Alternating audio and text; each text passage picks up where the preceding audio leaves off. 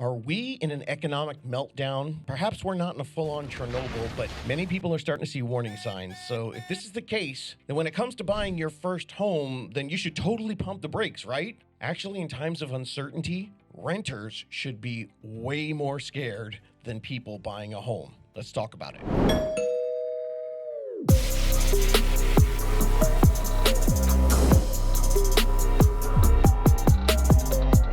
What is happening, my How to Buy a Homies? I'm David Sidoni, and if you are new to the show, welcome. We're very glad to have you here today.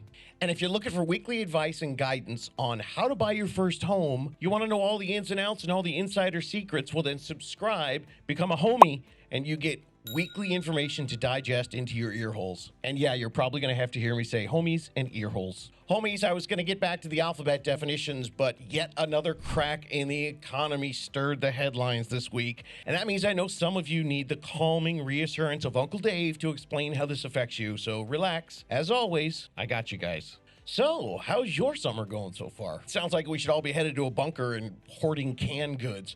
I actually saw a guy on TikTok. He was at a gas station with his pickup truck bed lined with a tarp, and he was straight up filling the bed of his pickup with gas. Guess he didn't want to wait for it to go up another 20 cents next week. Dude, the economy is crazy right now with inflation at 8.5% here in June of 2022. It doesn't look like it's slowing down like everyone had hoped for. So the Fed went nuts and they just agreed to a 0.75 percentage point raise in the Fed rate. Who knew that 3/4 of a point of anything, 0.75% could be such a big deal? This is a big deal because it's the highest raise in the Fed rate since 1994. So what happened? Everybody freaked out. Stocks went up and then they went down. And bonds rallied and now everyone's talking about a recession. Meanwhile, maybe you're thinking, okay, I'm kind of new to this adulting thing. What the hell does the Fed raising the rate mean to me? And if gas is more and food's more, does that mean the houses are going to be more too? Let me give you the technical definition of what the Fed raising the rate means to everybody and our bottom line, our pocketbook. Well, what it means is that nobody knows what's going to happen. The government's going to try to help, but we don't know how they're going to help or who they're going to help. And if the Fed rate doesn't fix it, we don't know what to do next. And the big corporations, they're going to keep screwing everyone because that's what they do. There. You feel better now? Feel all informed? The truth of this situation is in times like this, stability is your best friend. Stability. You need to be stable to stay safe. Buying a home should be looked at as a safe, long-term stabilizing factor in your economic life. Home ownership is a rock that will stay the course and be your foundation. This is the way the home ownership has been viewed in the past. I mean, since the Great Depression, people have been looking at it that way, and it's been a stabilizing force for over 100 years. However, in the past 20 years, because we've had these crazy, wild swings in housing, suddenly everyone is tossing their first home buying into this swirling mess of changing economy and thinking that somehow they're all tied up together. This is something that we call recency bias. Recency bias is a psychological phenomenon where you give more importance to recent events compared to what has happened further in the past or historically. Now, in the case of real estate, this is massively present right now. I'm seeing serious recency bias when people talk about buying their first home as opposed to just renting. Now, some of you are just starting to adult, and in general, most 20 to 50-year-olds, they only think that real estate behaves in these huge swings because that's the recent behavior that's been happening in the last 25 years. It's either shooting up or it's crashing down. Now, so either you think this because you're on the older edge of that 20 to 50, or if you're on the younger edge, you think this because your parents got crushed in 2008 and they give you all these horror stories. Now, as things get hairy, this generation could make sounder decisions by taking a step back to realize that when things get bananas, owning a home the right way is your best shelter, literally and economically, figuratively. It's your best shelter when the storm of recession comes a-blowing. Homeownership may not be as sexy as it was when there was the 19.5% increase in prices and appreciation in 2021, but it has two huge comfort factors in an uncomfortable economic environment. Number one, buying a home is fixed and stable. And number two, you are in control. Prices are going up everywhere on everything, including rents. The rent numbers are going straight up, and they're not stopping. Look at this chart. Straight up since 1988. But a home is a fixed payment. Fixed. Stable. If you own a home, you get the warm, cozy blanket of fixed stability. It's a non-changing bill that you can always be assured of, and it gives you some peace of mind. And you are in control. You cannot get kicked out of your home unless it's your doing. That is not the case when you rent. Your landlord can raise the rent for no reason other than people can't afford to buy a house because they got scared, they didn't make any sort of plan, so now he has more applicants. Or your landlord can decide they need to change the building completely. So they decide to rehab the whole thing and turn it into some place that you can't afford or that isn't designed for you. Or worse, if the recession hits really hard, the landlord could sell the building that you rented and change it altogether. Yeah, getting your home that you rent sold out from underneath you is a real thing, especially if you're renting in a smaller complex or a duplex, or those of you out there renting homes. If they need to sell it unexpectedly because they need money because of this recession, then you might need to go a lot quicker than you were expecting to. And heck, I even know stories where the landlords have lost the house in the recession to foreclosure and the sheriff comes and kicks you out. Again, no control. So the fear that's out there for home buying, I'm actually way more scared for the new renters out there right now that maybe they need a few years to get it together and become a homeowner. These people are the most vulnerable people in an economic uncertainty. That's way more scary than trying to buy a stable living place to live in and ride all this out. Homeownership is the opposite of uncertainty. So why don't most people see it that way? Because of recency bias. Owners are fixed and owners are in control. I'm going to say something controversial right now. Are you ready? I want first-time home buyers to succeed, and this is all done out of love. So here it comes. Some of you are saying I don't want to be house poor, and I'm telling you, to some of you, you need to get over yourself. People are using the term house poor to stay renter broke. Avoiding being house poor is not a catch-all, financially intelligent,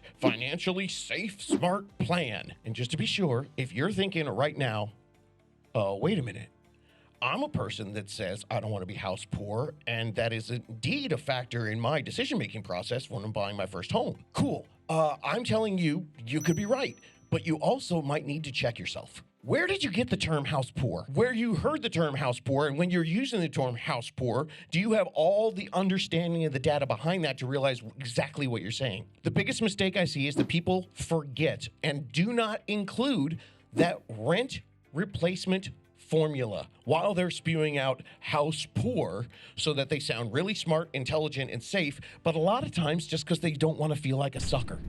Like I said, check my credentials. I come from expertise and I come for love. I'm not trying to push you into anything or sell you anything, but I have seen a whole bunch of people hold themselves back because they're so afraid of being a sucker, they just throw around the word house poor to not realize that they're becoming rent poor. And that's because they're not using the rent replacement formula. Now, you could be on the right side of things. I do believe the term house poor can be a smart financial philosophy in theory, but I've seen the pendulum swing way too far in the other direction. At its core, I agree with the philosophy, and I've seen it work in the right way when one partner is helping the other partner stay in their budget. Because perhaps, just perhaps, maybe one of the partners is watching way too much HGTV and has some unrealistic dreams. See, the problem is I see so many people using the term house poor to quell their fears and to satisfy their insecurities. See, by not buying a home, then they don't have to feel like they're getting ripped off or they're making a bad decision. But the key is they're not realizing the simple math of the rent replacement formula. If you currently pay $2,000 a month and buying a home costs you $3,000, $1,000 more, don't say, we can't afford that. We'll be house poor paying an extra $1,000 a month. Instead, perhaps look at it this way. The economic mess is coming, and you can't afford to continue to put $2,000 a month, a huge chunk of your monthly payments, to an asset that gains you nothing in the long run. You can't afford to not find a way to put an extra $1,000 a month into your shelter payment to help it stay fixed when these changes are coming. You can't afford not to figure out how to possibly rearrange your current budget, your savings, and maybe even your retirement plans to stretch for that extra $1,000 a month so you can transform that wasted $2,000 a month that you spend into something else Because, by the way, it's also going to be $2,200 next year and $2,500 the year after that. Avoiding more home than you can afford is a smart move. Totally with you, brah. But I say to you, do your research. I want to get the phrase rent broke into the zeitgeist. Rent broke.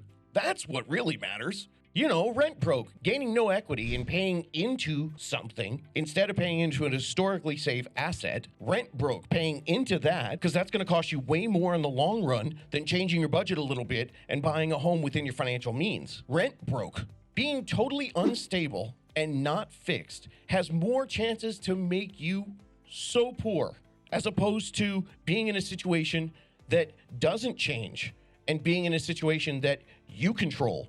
Being rent broke, being rent poor, means that you don't control the situation. It could change at any time. You want to be poor? Live paycheck to paycheck while you put your largest monthly out payment to nothing, while you're ignoring a potential to replace that and use that payment every single month in a simple, safe, proven long-term wealth builder. That's poor, man. And I don't want you to be poor. Let's stop being afraid and insecure, and let's start being educated and empowered and comfortable taking advantage of the cards that we're being dealt. It's easy to freak out about this, and it's easy to listen to other people warning you about this. When the people out there like myself, I'm not promising super sexy returns anymore. It's easy to contradict my long-term, unsexy, non-get-rich-quick game plan. Go back and ask the homeowners who are 40 times more wealthy than renters. How many of them who bought in the last recession are house poor today? True house poor people would have overextended themselves and gone into foreclosure. And foreclosures are currently at about 1%. And don't even try to tell me there's a crash coming and that more people are going to be going into foreclosure, because I have dozens of episodes on that. Not to mention that buying a home in the last decade and a half has been far more stringent and difficult than it was in the past, meaning that banks won't even give you a loan to a level that would truly make you house poor. So that wave of the foreclosure crisis, well, it's not coming before and it's not coming in the future. In basic principle, I do agree with parts of house poor. Mostly I just agree with the fact that you should be house smart. But stop misusing this phrase as a simple catch-all to satisfy your need to do the easy thing and stay put and stay renting. Instead of doing the work and realizing that the hard thing to do, the unsexy, the not get rich quick decision, is going to make you wealthy in the long run. Start the how to buy a home process. Work the plan, and you will be in a better position years and years from now. Back to you and what all this economic upheaval means for you. As far as housing goes, you missed the roller coaster. And now it's time to get on the kiddie ride, the one that just goes kind of round in circles. That is the real estate market. That's the usual real estate market. It's not thrilling. You don't get the gaudy, fast equity numbers and the huge profits, but you also don't get the super scary 10-story drops. Just some simple twists and turns with the occasional jump scare that goes away once you turn the corner and get past the scary wicked witch. It's simple. It's fixed. It's stable in a time of uncertainty. If you want to flip houses or buy a home like an investor, hey, nice to meet you. Wrong podcast. That's more guidance than I care to attempt to offer, because I have seen far too many people jump into that without understanding the risks. All they see is the rewards.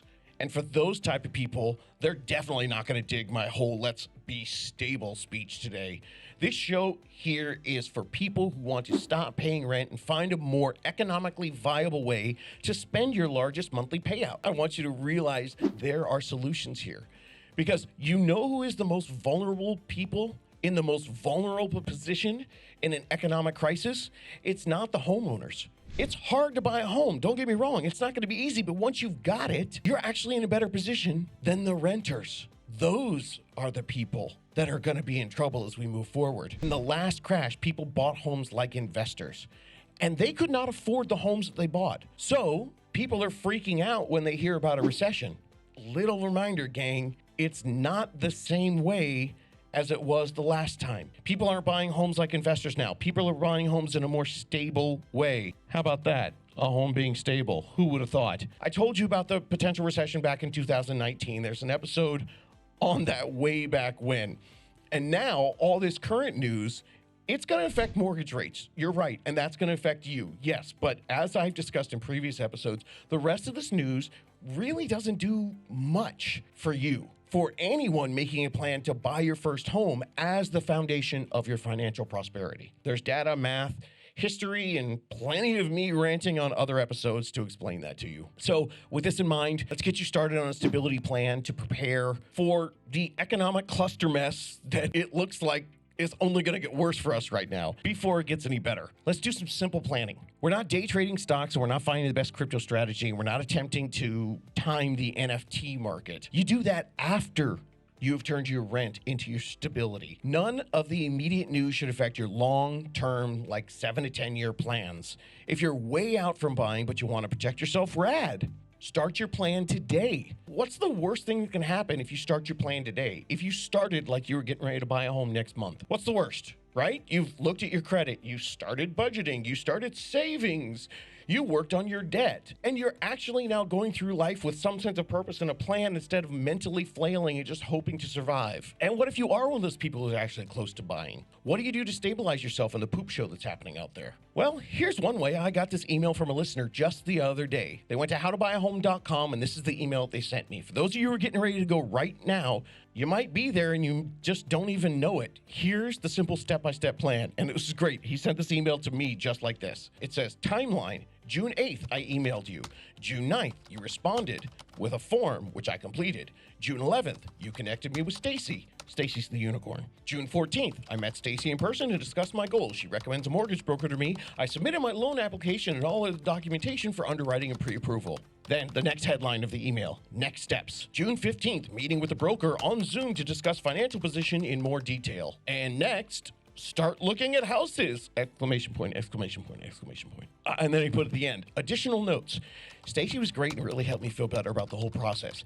If there is a single most important thing I've learned from your podcast so far, it's finding the right real estate agent matters. That was all caps and bold. I won't celebrate yet, but I am feeling optimistic and less stressed out about this process. This might not be for everyone. I understand you might need a few months to get pre-approved, so this timeline is not for you. Rad! What are you doing today to get your plan started? Not just the listening and the researching. You can't count having me in your ear holes right now as doing something. What are you actually doing? Do you have a professional guiding you? Go to howtobuyahome.com and find the resources you need. Either get the info on how to interview and who to interview, the guides to help you get started, or ask for a unicorn recommendation. I don't care how you find a pro. I just want you to get the right pro for a first-time home buyer and get one ASAP who's going to work with you on the planning, not just the purchasing. Howtobuyahome.com. Go there. Hit the Ask David button. If you want to look on Instagram and get some more stuff, that's at David Sidoni. TikTok, you guys know I'm there. That's at How to Buy a Home. And if you are digging the YouTube, the How to Buy a Home podcast page on YouTube, go check it out. Subscribe. Ding that bell. So I never want to hear you say this ever again. Damn, the economy sucks. Yeah, it does. And we all knew that. The summer's hot, and we knew that too. So what are you gonna do? Are you gonna whine about how hot it is? Or are you gonna go buy a fan or fix your air conditioner? And next, I don't wanna hear this one. I don't wanna be house poor. Stop using that excuse. Say, I want to be house wise and not rent poor. That way you're thinking about the whole picture. Now share this podcast with anyone who needs to hear this message. We can change the world one friend at a time. I'm tired of living in a world of whiners. Aren't you? Wouldn't it be great if we could spread this practical positivity and make the world a better place? Give people a message of hope instead of a message of despair? Because I've seen people do this. Out of the worst recession since the Great Depression, I sold tons of first-time buyer homes during that huge recession of 2008 to 2011, and none of them are house poor today. And all of them were happy to be stable through unstable times because they heard me tell them this: you can do this.